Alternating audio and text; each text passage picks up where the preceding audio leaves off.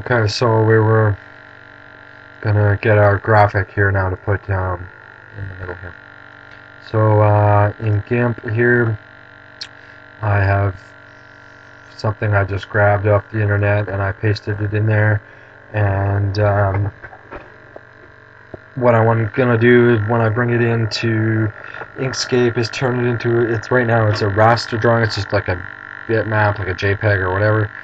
And when I bring it into Inkscape, I'm going to turn it into a raster drawing. It's got a tool to do that, but the tool works best if it's black and white. So up here, layer, or sorry, image, under the image menu, mode, and grayscale.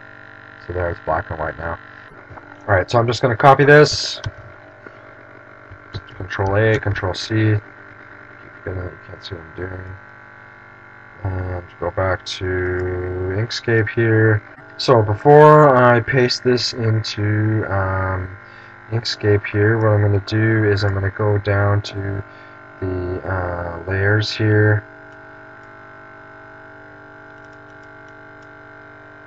and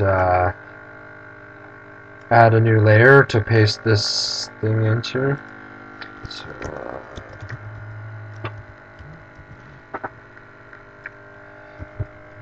paste that in, there it is. So it's way bigger than the pedal right now, but that doesn't matter.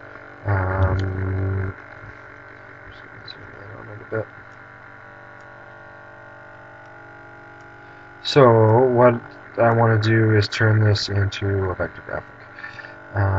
So I'm going to go under Object or Path and Trace Bitmap, and it's going to come up with a thing here, and there's all kinds of stuff you can play around with here. I've always used when you're doing black and white ones like this, the brightness cutoff is a pretty good one, and I've been using it around 8, 8.5, 9, and I don't know, the preview doesn't really seem to do a good job of showing you what it's actually going to do. But so I'll just click OK, and then close this. I don't know what, it doesn't close after you finish, but and now it's created a vector version on top of the bitmap version. If I move it away, I can see there's two now, and like when I look here, you can see in the vector version it lost some of the stuff, like the shadow stuff in the middle there, but you can also see that zooming in on it, it's clearer even all the way up here.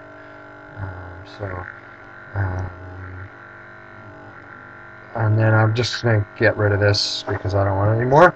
Okay, and then I'll move him over here, and again I want to scale him down a bit, so I want to make sure that the lock is on, and just scale him down there, stick him in there somewhere, and we'll put him so that the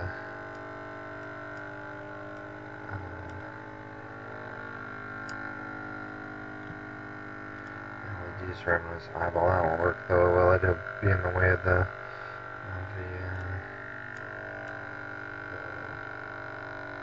word up there, probably.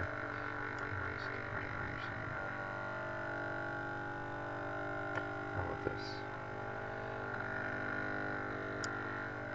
Something like that.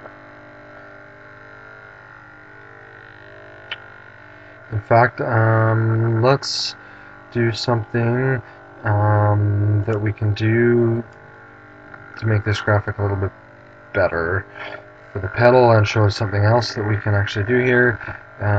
If I'm going to use this tool here, it's like a draw a polygon kind of tool, and I'll start by clicking here and draw a line right through our guy right here. Around this part, and if I take this and I take the mouse tool and click select also the guy in the back, and then under path I do difference, as you can see it just chopped off that whole piece that was in the polygon that I made there. So there, now we have he fits in the middle. Much nicer. Okay, so we'll leave him there. The next part, we'll put some text down here at the bottom. To do that, there's a text tool right here, and you draw a little box. Something that I noticed that's a bit weird is the font size is 40 up here. If I draw a box that doesn't fit size 40 font, it doesn't actually create the box, and it says that down here, but I was confused me the hell out of me. Anyways, there we go. So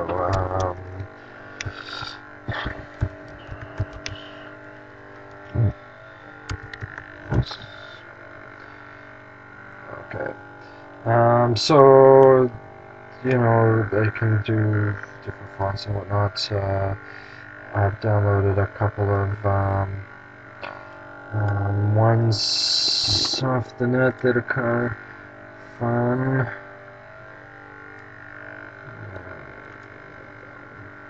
don't think it was not very good. Oh, shut it out. There we go. Okay. Stick that in there. And then this is a text object. You can do more interesting stuff with it.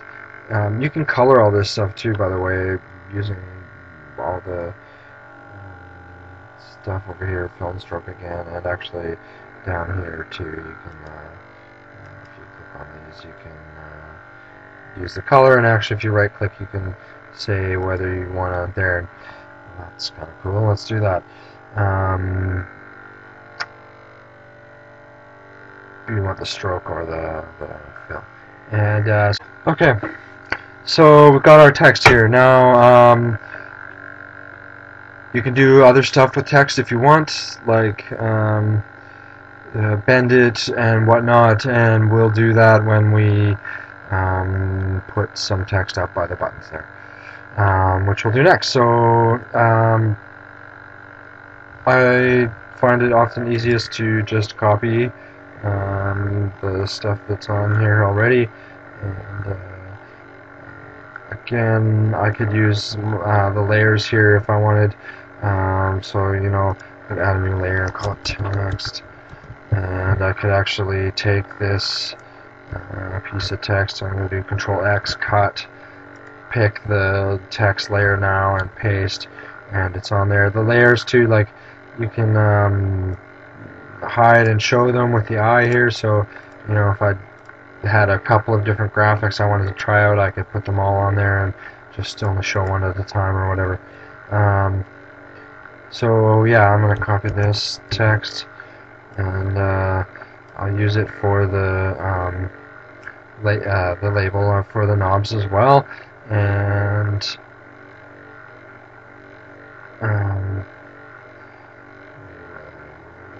use this text tool now.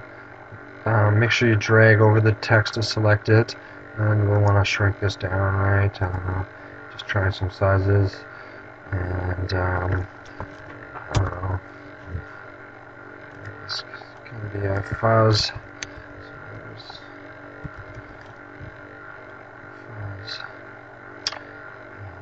guess it can be bigger than that, even if it just is fine. Okay, so other things I can do here, add more space between, like space out the letters a little bit more, just because I'm going to bend it as well. It'll make it a little bit easier to read. I can also, I'm just going to resize the box to make it easier to move around. Okay.